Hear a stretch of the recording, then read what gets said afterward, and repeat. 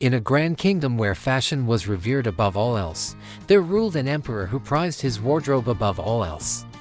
His palace was adorned with silks and satins, and his courtiers were renowned for their exquisite attire.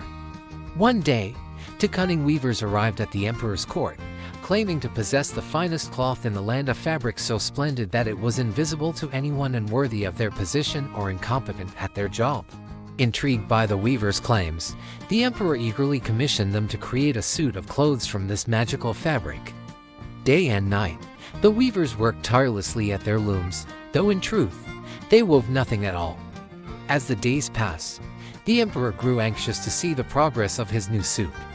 But when he sent his most trusted advisors to inspect the fabric, they returned with glowing praise, afraid to admit that they saw nothing at all. Fearful of being labeled incompetent, the emperor dared not confess that he could not see the fabric either.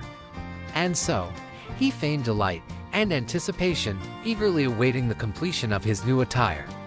At last, the weavers announced that the suit was ready, and the emperor donned his invisible garments with great pomp and ceremony.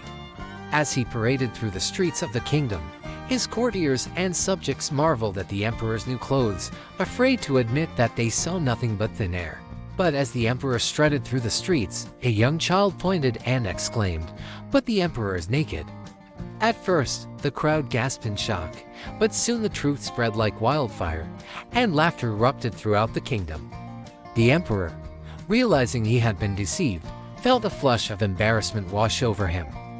Yet, in that moment of humility, the emperor learned a valuable lesson.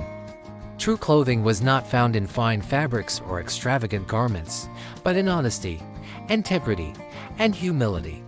From that day forth, the emperor ruled with wisdom and compassion, valuing the virtues of his people above all else.